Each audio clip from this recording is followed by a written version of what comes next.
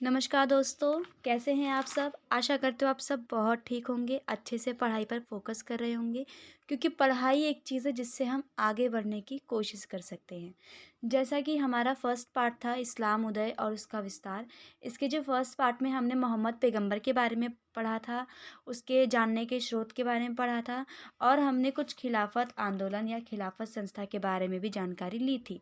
साथ ही साथ हमने राजनीतिक संस्थाओं के बारे में भी पढ़ा था और हिजरा और हिजरत हिजरी संबंध के बारे में भी हमने पढ़ा था। हम इस पार्ट 2 में इसके आगे के टॉपिक्स को क्लियर करेंगे। इसके आगे के टॉपिक्स बहुत ज़्यादा इम्पोर्टेंट हैं और पेपर में पूछे जाते हैं क्योंकि इसमें यहाँ पर सेकंड पार्ट के अंदर सारे वंश के बारे में है, सारे आंदोलन के बारे में बताया जाएगा आपको और कुछ इस्लाम की लेन-देन या फिर विश्व में देन के बारे में भी हम पढ़ेंगे। उमैयद वंश और अब्बासी वंश, शिया, सुन्नी और भी सारी चीज़ों को कवर करेंगे। इस वीडियो को लास्ट तक देखना, स्किप बिल्कुल मत करना। आप पढ़ोगे, इसके साथ नोट्स भी हैं, नोट्स के साथ-साथ पढ़ना इंटरेस्टिंग है। जैसा कि हमने लास्ट क्लास में हमने खलीफा के बारे में पढ़ा था और खलीफा में हमारे 4 खिलाफत आए थे, जो उत्तराधिकारी के लिए अपने आप को बताते थे। जो हमारा पहला खलीफा था वो है अबू बकर, दूसरा जो था हमारा उमर और तीसरा उस्मान और चौथा अली। अली जो थे पैगंबर मोहम्मद के बहुत ज़्यादा करीबी माने जाते थे और अबू बकर भी बहुत ज़्यादा करीबी माने जाते थे। बट उस टाइम पर ना 2 गुटों में बँट चुका था पूरा साम्राज्य या पूरा आप कह सकते हो पूरा देश 2 गुटों में बँट चुका था और उस गुट के चक्कर में ही यहाँ पर उत्तराधिकारी का चयन हुआ था। मोहम्मद साहब की मृत्यु के बाद इस्लाम धर्म 2 संप्रदाय में बँट गया था। कितने संप्रदाय में? 2 संप्रदायों में बँट चुका था। जो लोग अली को खलीफा मानते थे, जो कि चौथे नंबर पर उत्तराधिकारी बने थे, उनको शिया कहने जाने लगा। जो लोग अबू बकर को मानते थे उनको सुन्नी कहा जाने लगा। अब इसमें भी देखो, आप अगर देखोगे तो पता चल जाएगा, जो अबू बकर के नियमों को, कानूनों को, बातों को मानते थे वो सुन्नी कहते थे और जो लोग अली की बातों को मानते थे या उनकी बातों पर काम करते थे या उनको ही अपना एकमात्र उत्तराधिकारी मानते थे उसको शिया कहा जाने लगा। अबू बकर बहुत ज़्यादा योग्य था और बहुत ज़्यादा प्रतिभाशाली भी था। एक योग्य उत्तराधिकारी बनने के उसमें सारे के सारे गुण पाए जाते थे। विद्यमान था, प्रतिभाशाली व्यक्ति था, इस कारण बहुत से लोग अबू बकर को सपोर्ट करते थे, उसको सहयोग देते थे, उसका पक्ष लेते थे ताकि उत्तराधिकारी सबसे पहले अबू बकर बने पैगंबर मोहम्मद के बाद। और जो पहला उत्तराधिकारी बनता है ना, उस पर ज़्यादा से ज़्यादा ना जनता का आकर्षण जाता है कि आखिरकार पैगंबर मोहम्मद के बाद ये जो उत्तराधिकारी बना है ये कैसा कार्य करेगा, ये समाज के हित में क्या क्या सोचेगा या समाज के लिए क्या कर सकेगा। मोहम्मद साहब के बाद अबू बकर खलीफा बने और उसके बाद 80 वर्ष के उस्मान या उथमान खलीफा बने। परंतु सिया के जो लोग थे, जो अली की बातों को, जो अली को मानते थे, जो सिया लोग थे, उनको ये चीज़ पसंद नहीं आई कि पहले अबू बकर बना फिर उस्मान बने, क्योंकि अली का भी पैगंबर मोहम्मद से ना बहुत गहरा संबंध था। इसके कारण उन्होंने उस्मान का वध कर दिया और अगला जो खलीफा है, जो चौथे नंबर पे खलीफा बने थे, वो अली बने थे। अली अली के जो समर्थक थे, जिन्हें हम सिया कहते हैं, उसका जो उन्होंने उस्मान का या उस्मान का, दोनों नाम एक ही होता है, उनका वध कर दिया था और उसके बाद अपने उत्तराधिकारी जो अपने पक्ष में चाहते थे कि अली उत्तराधिकारी बने, उनको खलीफा बना दिया। लेकिन कुछ सालों बाद अली का भी वध हो गया था। अली का वध आमतौर पर बहुत सारे युद्ध लड़े गए थे अली के द्वारा, जिसके अंतर्गत उनकी जो वाइफ थी आयशा, उन्होंने भी ऊँट का एक युद्ध लड़ा था, बहुत युद्ध लड़े थे, जिसके में जो सुन्नी के जो सुन्नी थे, उन्होंने अली की हत्या कर दी थी युद्ध के दौरान। ठीक है। अली कुछ सालों बाद बने थे खलीफा, उसके बाद उनका वध कर दिया गया। बल्कि उनके दोनों लड़के जो हसन और हुसैन थे, उनका जो परिवार था उनको करबला नामक स्थान पर मरवा दिया गया। मतलब कि उनकी वाइफ, उनके 2 बेटे हसन और हुसैन, उनको करबला नामक स्थान पर उनकी हत्या कर दी गई थी। इसी दुख के कारण सिया लोग हर साल मुहर्रम मनाते हैं। आप देखते होंगे हर साल मुहर्रम मनाया जाता है अपने आप को तकलीफ देकर। जो भी इस्लाम को मानते हैं वो लोग मुहर्रम को बहुत ज़्यादा ही मानते हैं, बहुत ज़्यादा दर्जा दिया जाता है, क्योंकि उनके जो एकमात्र खलीफा थे, जो अली थे, उनकी मृत्यु सुन्नी ने कर दी थी, सॉरी सिया के लोगों ने सुन्नी के लोगों ने कर दी थी। इसी इसी के कारण जो शिया लोग हैं वो लोग हर साल मुहर्रम को मनाते हैं और मुहर्रम को मान सम्मान से इज्जत देते हैं। अब हमारा जो नेक्स्ट पार्ट है वो उमैयद वंश है, क्योंकि 4 खलीफा ख़त्म हो चुके हैं। अब खलीफा के बाद वापस एक सवाल उठता है कि अगला खलीफा कौन, जिसकी जिम्मेदारी उम्मा को दी गई थी। अब वापस इस खलीफा के दौर में आता है। तो उमैयद वंश खलीफा के अली के बाद अपना स्थापना करने में बहुत मेहनत की थी। आगे आगे इसके बारे में और जानकारी प्राप्त मिली, क्योंकि इस्लाम में कोई भी एक वक्त पे टिका नहीं है, बहुत शॉर्ट टाइम के लिए सब लोग शासन किए हैं। उमैयद वंश की स्थापना बड़े बड़े क्षेत्र पर विजय प्राप्त होने के बाद मदीना में स्थापित खलीफा नष्ट हो गई थी, क्योंकि मक्का से मदीना आए थे पैगंबर मोहम्मद और फिर मदीना में ही अपना खिलाफत संस्था चालू किया, राजनीतिक संस्था चालू की। वहीं पर 4 खलीफा बने, वहीं पर उनकी मृत्यु हो गई, उनकी हत्या कर दी गई। अब उसके बाद उमैयद वंश की स्थापना शुरू होने लगी।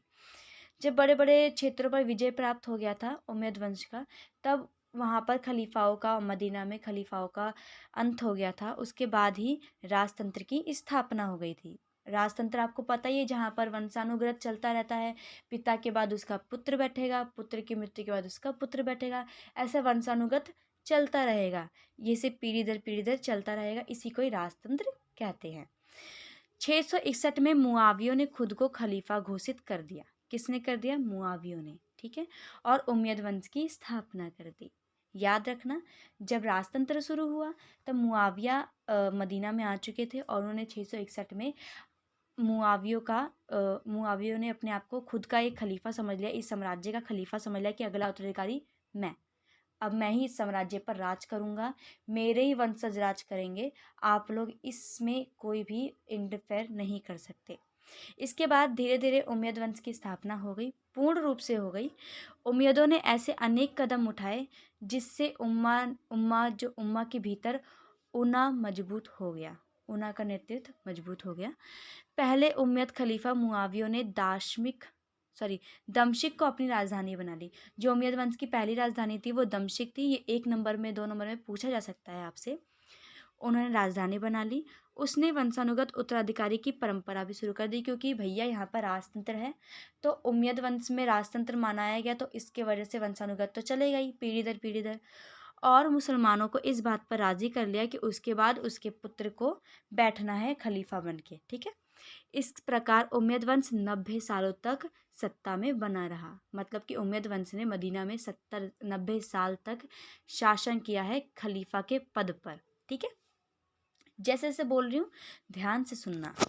शताब्दी तक सत्ता में बना रहा उमैयद राज्य अब एक साम्राज्यिक शक्ति बन चुका था। मतलब कि उन्होंने अपना समाज में एक शक्ति, अपना समाज में एक वर्चस्व स्थापित कर दिया था, जिसको कोई भी आम जनता या कोई भी आम संस्था उखाड़ नहीं सकती थी, ठीक है। उसने अब अपना एक समाज शक्ति बना लिया था, एक गुट बना लिया था, जो काफ़ी हद तक बहुत बड़ा बन चुका था और ज़्यादा से ज़्यादा लोग उमैयद को सपोर्ट करते थे, उसके पक्ष में बोलते थे। अब वे सीधे इस्लाम पर बिल्कुल आधारित नहीं थे, वो अपने धर्म पर बिल्कुल आधारित नहीं थे। उन्होंने अपना ही एक धर्म का निर्माण किया और वह शासन कला और सीरियाई सैनिकों की वफादारी के बल से चल रहे थे। उस वक्त सीरियाई सैनिक वहाँ पर मौजूद थे या उनका एक गठबंधन बना लिया था, जो कि उमैयद वंश को प्रोटेक्ट करते थे, उनको सुरक्षा प्रदान करते थे। प्रशासन में ईसाई सलाहकार और उसके अलावा जरतुस्त लिपिक और अधिकारी भी शामिल थे। लेकिन इस्लाम उमैयद शासन को विविधता प्रदान करता रहा। उमैयद हमेशा एकता के लिए अनुरोध करते थे, क्योंकि अगर एकता बनी रहेगी उसी वंश में तो काम ज़्यादा से ज़्यादा अच्छा होगा, लोगों के अंदर हमारी जो छवि है वो भी ज़्यादा अच्छी बनेगी। विद्रोह को इस्लाम के नाम पर दबाते रहे। यदि कोई भी विद्रोह करने आता था तो उसको धर्म का ज्ञान देना शुरू कर देते, धर्म का नाम देना, धर्म की वादा करना शुरू कर देते थे कि आप अपने धर्म के लिए इतना विद्रोह क्यों कर रहे हो, वगैरह वगैरह। इमोशनल ब्लैकमेल करते थे, लाइक दैट, जैसे अभी के लोग भी करते रहते हैं इमोशनल ब्लैकमेल। उन्होंने अपनी अरबी सामाजिक पहचान बनाए रखी, क्योंकि अरबी भाषा भी बहुत बोली जाती है। इस्लाम में तो अरबी भाषा का बहुत ज़्यादा ही मान सम्मान बनाया गया है और आजकल हर एक कंट्री में अरबी भाषा को बहुत ज़्यादा ही ऊंचा दर्जा दे रखा है। अरबी भाषा को लोग बोलते हैं, समझते हैं और अरबी भाषा एक तरफ से अच्छी भी लगती है। खिलाफत में जो सोने के दिनार और चांदी के दिरहम चल रहे थे, याद रखना उस टाइम पर दो मुद्राएं चल रही थी, एक सोने की और एक चांदी की। जो सोने की मुद्रा चल रही थी उसे दिनार कहते हैं, दिनार कहते हैं, याद रखना, बिल्कुल मत भूलना प्लीज़। और जो चांदी के सिक्के थे उसे दिरहम कहते हैं, ठीक है। ये भी पूछा जाता है एक नंबर में, आपको एकदम डीप में पढ़ना पड़ेगा ताकि आप अपना पेपर में बेस्ट से बेस्ट दे सको, ठीक है। वे रोमन और ईरानी सिक्कों के अनुकृतियां थीं जिन पर सलीब और अग्निवेदी के चिन्ह बने हुए थे। अगर आपसे पूछे इन सिक्कों पर किसके चिन्ह बने हुए तो आप बता देना कि अग्निवेदी या फिर सलीब के चिन्ह बने हुए थे। और यूनानी और पहलवी जो ईरान की भाषा मानी जाती है के लेखक में लेख अंकित होते थे। इन चिन्हों को हटा दिया गया और सिक्कों पर अरबी भाषा को अंकित कर दिया गया। मतलब कि इन चिन्हों को हटाकर उम्मयद वंश जब आया था तो उसने अरबी भाषा में लिखा गया, जो भी उसने अपने राजा या अपने अब्द अल मलिक के बारे में लिखा हो उसके बारे में लिखना शुरू कर दिया था सिक्कों में। अब्द अल मलिक ने जेरूसलम में डोम ऑफ रॉक बनवाकर अरब इस्लामी पहचान के विकास में भी एक अत्यंत प्रदर्शनीय योगदान दिया। एक बात है कि इसका ये आप ये देन बोल सकते हो कि जो उम्मयद वंश ने जो अपना काम किया था, उन्होंने जेरूसलम में डोम ऑफ रॉक बनवाकर इस्लाम का एक पहचान बना दिया, या इस्लाम की आप अपने बुक में देख सकते हो, इसकी पूरी छवि एक पूरी की तरह एक इमारत की तरह खड़ी है, बहुत सुंदर लगती है देखने में। ये उनकी एक विश्व में देन भी कह सकते हो आप कि उन्होंने एक डोम ऑफ रॉक बनवाया जो एक अरब इस्लामी पहचान के लिए बहुत ज़्यादा महत्वपूर्ण मानी जाती है। अब आता है उम्मयद वंश का पतन और अब्बासी वंश की स्थापना। हमने तो उम्मयद वंश के बारे में पढ़ लिया, कैसे 90 वर्ष तक उसने शासन किया, कैसे समाज में अपना वर्चस्व स्थापित किया, कैसे सीरियाई के सैनिकों द्वारा वो चल रहा था। आज बहुत सारी बातों को हमने जानकारी ले ली है। अब हम इसके पतन को भी देख लेते हैं कि आखिर में इसका पतन हुआ कैसे और अब्बासियों की स्थापना हुई कैसे। उम्मयद वंश को उखाड़ने के लिए एक दवा नामक आंदोलन चलाया गया था, ये भी पूछा जाता है अब्बासी के वंश की स्थापना में कि कैसे हुआ। तो आप शुरू में बता देना कि उम्मयद वंश को उखाड़ने के लिए, जो कि 90 वर्ष तक शासन किया था, उसको उखाड़ने के लिए दवा नामक आंदोलन शुरू किया गया था। इस आंदोलन के फलस्वरूप 750 ईस्वी में उम्मयद वंश की स्थान अब्बासी वंश से ले ली। मतलब एक आंदोलन के जरिए उम्मयद वंश का पतन करा दिया गया और फिर उसके बाद अब्बासी वंश की स्थापना कर दी गई 750 ईस्वी में, जिसे अब्बासी क्रांति कहा जाता है। अब्बासियों ने उम्मयद शासन को दुष्ट बताया। उन्होंने बताया कि उम्मयद वंश बहुत ज़्यादा बेकार वंश है, जिसने खलीफाओं को नष्ट कर दिया और पूरे साम्राज्य में अस्थिरता फैला दी और साम्राज्य में सबको दो गुटों में बांट दिया वगैरह वगैरह, जो भी चीज़ें थी। बहुत सारी गलतफहमियां बताई और बहुत सारी सच्चाई भी बताई, जिसके बाद उन्होंने दावा किया अब्बासियों ने कि हम वापस से पैगंबर मोहम्मद के जो मूल थे, जो मूल सिद्धांत थे, उसको हम वापस शुरू करेंगे, उसकी वापस से हम स्थापना करेंगे, वापस से उसकी पहल करवाएंगे, ताकि लोगों के अंदर वापस पैगंबर मोहम्मद के लिए वही प्रेम, वही भावना, वही इज्जत वापस पनप सके। अब्बासियों का विद्रोह और उम्मयद वंश का पतन। अब्बासियों का विद्रोह पूर्वी ईरान से शुरू हो गया था और अरब और ईरानी की मिलीजुली संस्कृति थी। मतलब कि आप मान सकते हो कि जो अब्बासियों का विद्रोह था सबसे पहले पूर्वी ईरान में शुरू हो गया था। जो ईरान है वहाँ पर अरबी और ईरान दोनों लोगों की संस्कृतियाँ पाई जाती है। दोनों लोग रहते थे मिलजुल कर साथ में इकट्ठा। अरब सैनिक इराक से आए थे। उन्हें सीरियाई लोगों का प्रभुत्व पसंद नहीं था, क्योंकि जहाँ पर अब्बासियों ने शासन किया है वहाँ पर सीरियाई सैनिकों का दबदबा था। सीरियाई सैनिक ही उम्मयद वंश को सुरक्षा प्रदान करती थी, जिससे कारण जो इराक से अरबी सैनिक आए थे, उन्हें सीरियाई सैनिक पसंद बिल्कुल नहीं आए थे। अरब नागरिक भी उम्मयद शासन से नफरत करते थे, याद रखना। अरे उम्मयद भी इतना अच्छा नहीं था, इतना अब्बासी वंश भी इतना अच्छा नहीं था। मान के चलो जो खलीफा थे पहले वही उनको माने जाते हैं, आज के टाइम पे भी उन्हीं को माना जाता है। अरब नागरिक भी उम्मयद वंश के जो सैनिक थे, जो लोग थे, उनको बिल्कुल पसंद नहीं करते थे। इसका ये कारण भी हो सकता है कि उम्मयदों ने करों में छूट देने और विशेषाधिकार देने के जो वादे किए थे उसको पूरे नहीं किए। ना ही उम्मयद वंश ने समाज में कोई करों का निर्माण किया, ना ही करों में छूट दिया। एकदम जो आम जनता थी उनको मजबूर कर दिया रहने के लिए और कर देने के लिए, जिसके कारण लोगों में एक आक्रोश फैल गया, गुस्सा आ गया कि हम इस वंश के साथ कुछ भी अच्छा नहीं करेंगे और ना ही इस वंश को हम पक्ष देंगे। उम्मयद वंश के खिलाफ क्रांति कर दी, जिससे उम्मयद वंश का पतन हो गया। अगर आपसे पूछा जाए साफ सीधे अर्थों में कि उम्मयद वंश का पतन कैसे हुआ, तो आप ये 3-4 लाइन हैं, इसको आप लिख सकते हैं बड़ा बड़ा करके। मतलब अपने, जैसे मैंने आपको बताया, मैंने आपको बहुत सारी चीज़ें इसमें लिखी नहीं गई है, मैंने वो सारी चीज़ें ही बताई है, तो आप इस चीज़ को लिख कर बड़ा कर सकते हो, पेपर में अच्छे नंबर भी मिल सकते हैं और एकदम करेक्ट आंसर मिलेगा आपको। अब्बासी क्रांति की सफलता। अब हमने उम्मयद वंश की पतन के बारे में पढ़ लिया, अब्बासी कैसे स्थापना की, किस आंदोलन के ज़रिए अब्बासियों ने अपना वर्चस्व रखा, अब उसके बाद क्या क्या दावे किए, अब उसके बाद हम इसकी सफलता के बारे में पढ़ेंगे। अब्बासी पैगंबर के चाचा अब्बास के वंशज थे, ठीक है। उन्होंने अरब लोगों को ये विश्वास दिलाया कि पैगंबर का परिवार, कोई मसीहा उन्हें उम्मीदों से छुटकारा दिलाएगा। मतलब कि उन्होंने ये बताया कि जो पैगंबर मोहम्मद थे, उनके जो परिवार का कोई मसीहा, मतलब कि मैं पैगंबर मोहम्मद के परिवार का मसीहा हूँ। कौन कह रहा है? अब्बासी पैगंबर कह रहा है कि अब उन्होंने पहली बात तो अपने आप को पैगंबर की उपाधि दे दी थी और उसके बाद उन्होंने ये कहा, सॉरी, कि पैगंबर के परिवार का परिवार, सॉरी, जो पैगंबर मोहम्मद हैं उनके परिवार का मैं वंशज हूँ, एकमात्र वंशज हूँ और मैं मसीहा हूँ। मैं तुम्हारे लिए इस धरती पर आया हूँ ताकि मैं तुम सबकी सेवा कर सकूँ, तुम सबको एक अच्छे राह पर ले जा सकूँ। ऐसे ऐसे चीज़ें बताई जिससे लोग काफ़ी ज़्यादा ना, धर्म के नाम पर तो वैसे ही बहुत ज़्यादा लोग आकर्षित हो जाते हैं, तो उन्होंने समझा कि यही हमारा अगला खलीफा या उत्तराधिकारी बन सकता है। ऐसा लोगों के अंदर इतना ज़्यादा इच्छा जगाई कि जो अब्बासी पैगंबर थे, उनका प्रेम लोगों के अंदर ज़्यादा फैलता चला गया। इस प्रकार उन्होंने सत्ता प्राप्त करने का प्रयास किया। उनकी सेना का नेतृत्व एक ईसानी दास अब्बू इस्लम ने किया। उसने अंतिम उम्मयद खलीफा मखान को लड़ाई में हरा दिया। इस प्रकार उम्मयद वंश की अंत हो गई। मतलब कि ओवरऑल आप पढ़ लीजिए सही से, आपको पता चल जाएगा। मैं आपको पढ़ा रही हूँ बट आप लिखते भी रहिए साथ साथ।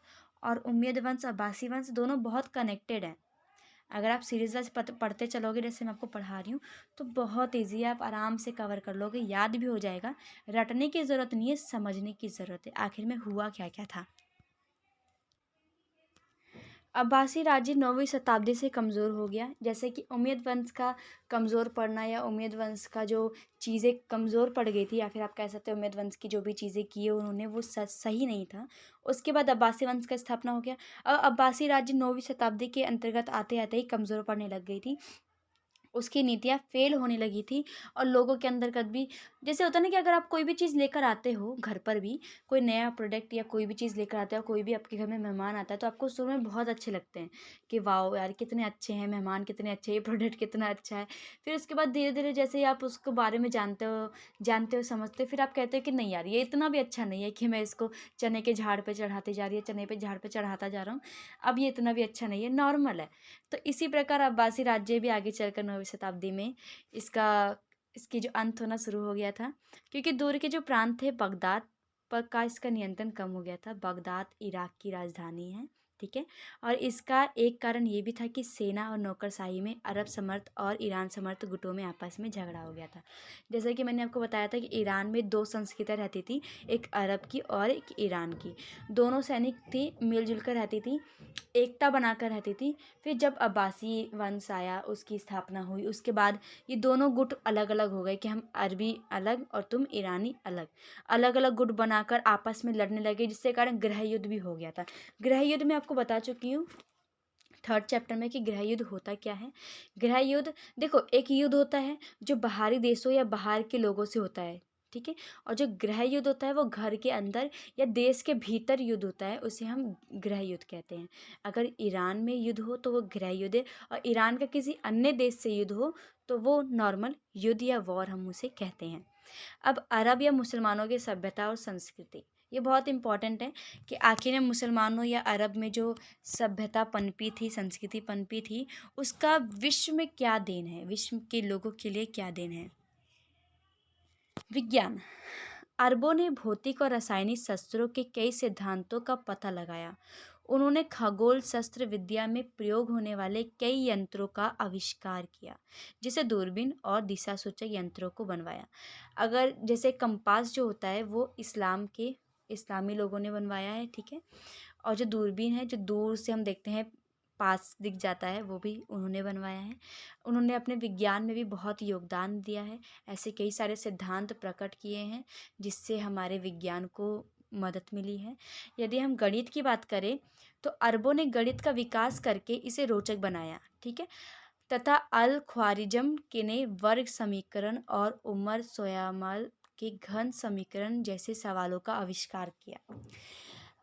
वैसे भी आमतौर पर बहुत हर एक जगह पर बहुत सारे ज्ञानी मिल जाते हैं। इसी प्रकार वहाँ पे गणित के भी बहुत ज्ञाता थे, बहुत ज़्यादा ही उनको नॉलेज हुआ करती थी गणित की, विज्ञान की, चिकित्सक की। मतलब एक तौर पे वो लोग भी पढ़े लिखे थे, शिक्षित थे, साक्षर थे।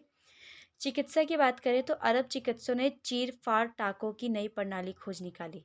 चीड़ फाड़ जैसे ऑपरेशन जो करते हैं, चीड़ मतलब काट के, उसका प्रणाली खोज निकाली। असंभव रोगों का भी इलाज ढूंढ लिया। असंभव लाइक दैट बहुत सारे आजकल बीमारी चल रही हैं, तो उस टाइम का मेरे को बीमारी का भी नाम तो नहीं पता, बट उस टाइम पे जब बीमारी का इलाज नहीं था उसका भी इन्होंने जो इलाज निकाल लिया था, ढूंढ निकाला था। अरबों ने ही रोगों को शारीरिक और मानसिक भागों में बांटा। जो अरबी लोग थे उन्होंने बताया कि जो पूरी बॉडी है उसका शारीरिक अलग होता है और मानसिक अलग होता है। अगर हम मेंटली बात करें तो वो अलग पेशेंट है, और हम फिजिकली बात करें तो वाले एक अलग पेशेंट है, जिसका हम अलग अलग ट्रीटमेंट कर सकते हैं। हम मेंटली और क्योंकि हमारी जो माइंड काम करती है वो हमारा बॉडी काम करता है, दोनों कनेक्टेड है लेकिन दोनों का ट्रीटमेंट अलग अलग होता है। शिक्षा और साहित्य, यदि हम शिक्षा साहित्य की बात करें तो वो लोग भी बहुत ज़्यादा ज्ञान, जैसे हमने अभी पढ़ा है कि विज्ञान के बारे में उन्हें इतनी नॉलेज थी, गणित के बारे में इतनी नॉलेज थी, उनको चीड़ फाड़ रोगों के बारे में भी नॉलेज थी। जो कई सारे ऐसे रोग थे जिनका आज तक इलाज तक नहीं पता चला था उस टाइम पे, उनको भी उन्होंने ढूंढ निकाला था। उसी प्रकार शिक्षा और साहित्य, शिक्षा के क्षेत्र में अरबों ने बहुत तरक्की की। अरबों को कविता और कहानी लिखने का शौक था। वो लोग ज़्यादातर मुहावरे भी लिखा करते थे, श्लोक भी लिखा करते थे। उस समय का जो लिखा ग्रंथ अलिफ लैला, अलिफ लैला बहुत आजकल आज भी बहुत इम्पोर्टेंट माना जाता है। ये जो ग्रंथ है अलिफ लैला, इसकी कहानी भी आपने सुनी होगी अलिफ लैला की, आज भी बहुत मशहूर है। जैसा कि मैंने बताया, अलिफ लैला का अर्थ है 1000 रातें और 1000 दिन, जिसमें कई कहानियों का संग्रह है। इसे आप पढ़िए, बहुत इंटरेस्टिंग है। मैंने भी पढ़ा है अलिफ लैला, मेरे को तो बहुत मज़ा आया था इसको पढ़ने के बाद। व्यापार और कृषि, अरबों ने व्यापार में बड़ी तरक्की की। अरबों का व्यापार भारत, रूस और चीन से था। जो अरबी लोगों का व्यापार था वो काफ़ी ज़्यादा विस्तृत था, विशाल था। माना जाता है कि उनका व्यापार भारत में तब पाकिस्तान और भारत अलग नहीं हुआ था, तब भारत में भी बहुत सारे इस्लामी धर्म के लोग रहते थे, और रूस, चीन, वहाँ से भी उनका व्यापार चलता था। कृषि की बात करें तो उन्होंने कृषि में बहुत ज़्यादा ही अपनी योगदान दिए। उन्होंने बहुत सारी किस्म की फसल उगाई हैं और अलग अलग तरह के औज़ारों का निर्माण किया है। सिंचाई के लिए उन्होंने मेसोपोटामिया में शहरों का जाल बिछाया था।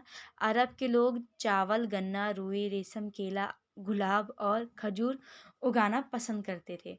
मतलब कि मान के चलो अरबी लोग भी बहुत ज़्यादा मशहूर थे। और ये भी आप कह सकते हो कि अरबी भाषा हमने अरब लोगों से ही सीखी है। खजूर की खेती करना भी हमने अरब लोगों से ही सीखा है। बहुत सारी चीज़ें हमने अरबी लोगों से सीखा है। गणना करना अलग तरीके से, उनकी भाषाओं को हम आज जो बोलते हैं अरबी भाषा में, वो भी बहुत ज़्यादा हमने उन्हीं उन्हीं से सीखा है। उनकी योगदान हमारे देश में, हमारे पूरे विश्व में बहुत महत्वपूर्ण मानी जाती है। अब यहीं से आपका इस्लाम धर्म का जो भी आपका चैप्टर है, इस्लाम का उदय और उसका विस्तार, ये आपका ख़त्म होता है। ये आपका चैप्टर 4 था, इस्लाम का उदय और विस्तार। इसके दोनों पार्ट्स बहुत इंटरेस्टिंग है, बहुत इम्पोर्टेंट है। मैंने बहुत मेहनत करके ही वीडियो बनाई है। इसको आराम से देखिए, पूरे लास्ट तक देखिए, स्किप मत किया करो प्लीज़। और सब्सक्राइब ज़रूर कर देना। अगर आप सब्सक्राइब करते हो ना तो इससे हमको ही प्रेरणा मिलती है कि हम आपके लिए वीडियो बनाएं। सब्सक्राइब कर देना, लाइक कर देना और अपने क्लासमेट्स को भी शेयर कर देना। अभी के लिए बाय बाय।